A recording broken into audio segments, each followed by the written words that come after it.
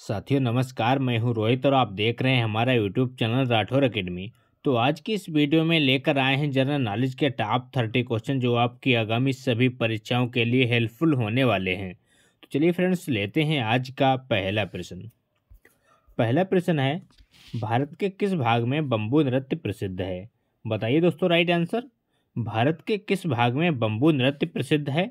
तो इस क्वेश्चन का राइट आंसर है मेघालय, यानी कि ऑप्शन करेक्ट हो जाएगा। मेघालय राज्य में बम्बू नृत्य प्रसिद्ध है। अगला क्वेश्चन है, कर्नाटक का लोक नृत्य क्या है? बताइए साथियों राइट आंसर। इंपॉर्टेंट क्वेश्चन है, बार बार परीक्षा में पूछा जाता है। कर्नाटक का लोक नृत्य क्या है? तो वो है यक्षगान, यानी कि ये ऑप्शन करेक्ट हो जाएगा। यक्षगान कर्नाटक का लोक नृत्य है।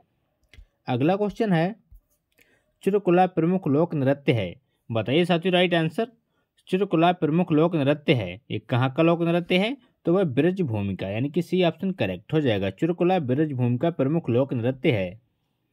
अगला क्वेश्चन है, तमाशा संगीत नाटक का प्रसिद्ध लोक स्वरूप है और यह संबंधित है। बताइए फ्रेंड्स राइट आंसर।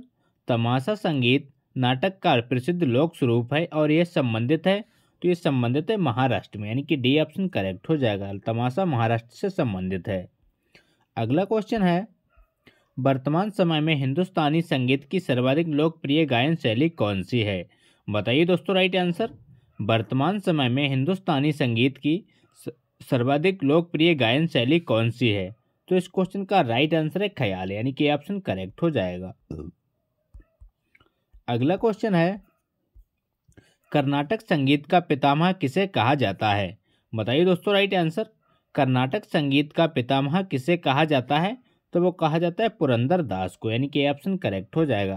पुरंदर दास को कर्नाटक संगीत का पितामह कहा जाता है। अगला क्वेश्चन है, शास्त्रीय संगीत कहाँ से लिया गया है? बताइए फ्रेंड्स राइट आंसर। शास्त्रीय संगीत कहाँ से लिया गया है? आपके ऑप्शन है Yajurveda, option B Samaveda, option C Rigveda, option D Atharvaveda. तो इस क्वेश्चन का सही जवाब है सामवेद, यानी कि बी ऑप्शन करेक्ट हो जाएगा। अगला क्वेश्चन है, गजलों का जनक किसे कहा जाता है? बताइए दोस्तों राइट आंसर। गजलों का जनक किसे कहा जाता है? तो वो कहा जाता है अमीर खुसरो को, यानी कि बी ऑप्शन करेक्ट हो जाएगा। गजलों का जनक अमीर खुसरो को कहा जाता है, याद रखिएगा, इंपॉर्टेंट क्वेश्चन है। अगला प्रश्न है, राग देश किस समय गाया जाता है? बताइए साथियों राइट आंसर। राग देश किस समय गाया जाता है? तो वो गाया जाता है रात्रि के द्वितीय पहर में, यानी कि डी ऑप्शन करेक्ट हो जाएगा। रात्रि के द्वितीय पहर में राग देश गाया जाता है। अगला क्वेश्चन है, प्रातः काल में गाया जाने वाला राग है? बताइए साथियों राइट आंसर।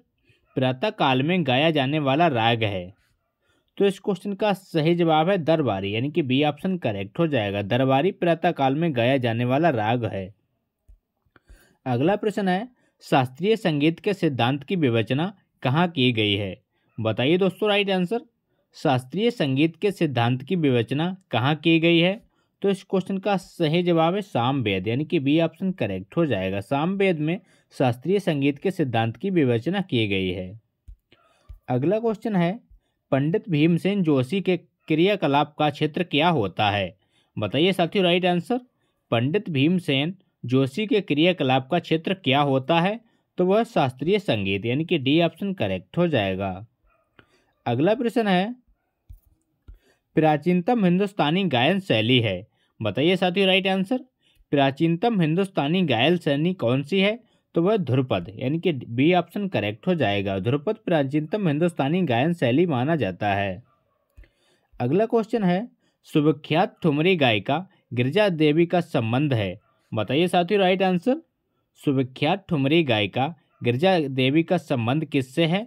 तो वह बनारस घराने से, यानी कि ए ऑप्शन करेक्ट हो जाएगा। बनारस घराने से संबंधित है सुविख्यात ठुमरी गायिका गिरिजा देवी।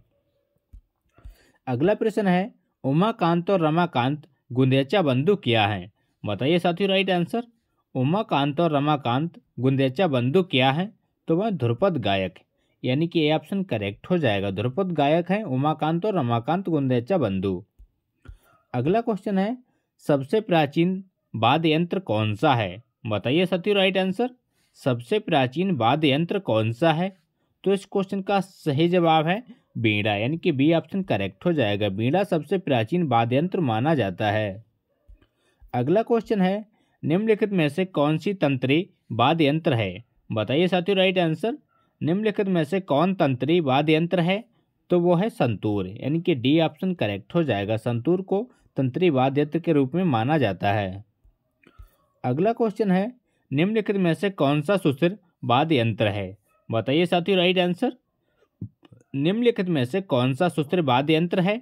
तो वो है बांसुरी, यानी कि ए ऑप्शन करेक्ट हो जाएगा। बांसुरी सुस्थिर वाद्य यंत्र है। अगला क्वेश्चन है, जाकिर हुसैन कौन सा वाद्य यंत्र बजाते थे? बताइए दोस्तों राइट आंसर। जाकिर हुसैन कौन सा वाद्य यंत्र बजाते थे? तो वो बजाते थे तबला, यानी कि सी ऑप्शन करेक्ट हो जाएगा। जाकिर हुसैन एक तबला वादक थे।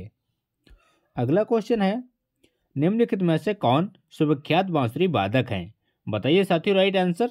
निम्नलिखित में से कौन सुविख्यात बांसुरी वादक हैं? तो वो है हरिप्रसाद चौरसिया, यानी कि बी ऑप्शन करेक्ट हो जाएगा। हरिप्रसाद चौरसिया सुविख्यात बांसुरी वादक हैं।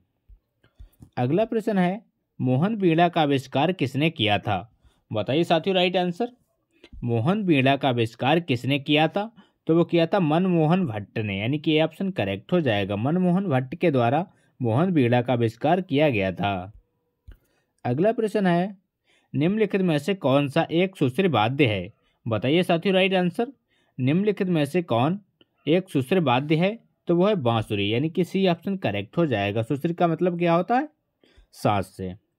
अगला क्वेश्चन है, निम्नलिखित में से कौन प्रसिद्ध वायलिन वादक है? बताइए साथियों राइट आंसर।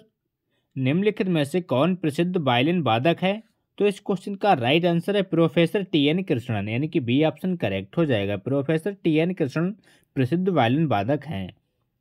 अगला क्वेश्चन है, सितार का जनक निम्नलिखित में से किसको माना जाता है? बताइए साथियों राइट आंसर। सितार का जनक किसे कहा जाता है? इंपॉर्टेंट क्वेश्चन है, बार बार परीक्षा में पूछा जाता है। तो इस प्रश्न का राइट आंसर है अमीर खुसरो, यानी कि ऑप्शन करेक्ट हो जाएगा। अमीर खुसरो को सितार का जनक माना जाता है। अगला प्रश्न है, निम्नलिखित में से कौन सा वाद्य यंत्र वायु द्वारा संचालित होता है? बताइए साथियों राइट आंसर।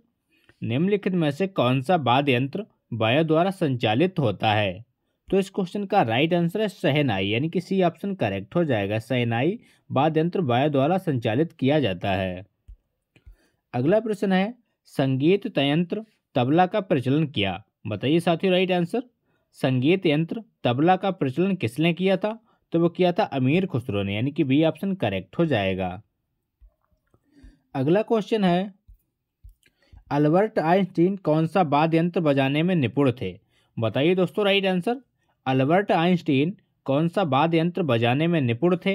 तो इस क्वेश्चन का सही जवाब है वायलिन, यानी कि डी ऑप्शन करेक्ट हो जाएगा। अगला क्वेश्चन है, मुंह से बजाया जाने वाला वाद्य यंत्र कौन सा है? बताइए दोस्तों राइट आंसर। मुंह से बजाया जाने वाला वाद्य यंत्र कौन सा है? तो वो है अलेगोजा, यानी कि बी ऑप्शन करेक्ट हो जाएगा। अलेगोजा एक ऐसा वाद्य यंत्र है जो मुंह से बजाया जाता है।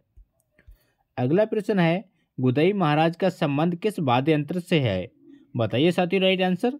गुदई महाराज का संबंध किस वाद्य यंत्र से है? तो इस क्वेश्चन का सही जवाब है तबला, यानी कि ए ऑप्शन करेक्ट हो जाएगा। गुदई महाराज तबला वादक थे। अगला क्वेश्चन है, हरिप्रसाद चौरसिया जिनका हाल ही में निधन हो गया कौन थे? बताइए दोस्तों राइट आंसर। हरिप्रसाद चौरसिया जिनका हाल ही में निधन हो गया कौन थे? तो वो थे प्रवीण बंसी वादक, यानी कि ए ऑप्शन करेक्ट हो जाएगा। वो प्रसिद्ध बंसी वादक थे। तो ये थे दोस्तों आज के मोस्ट इंपॉर्टेंट क्वेश्चन। अगर वीडियो अच्छा लगा हो तो लाइक करें, दोस्तों के साथ शेयर करें और चैनल पर नए हो चैनल को सब्सक्राइब करना ना भूलें। मिलते हैं नेक्स्ट वीडियो में, तब तक के लिए प्यार भरा नमस्कार।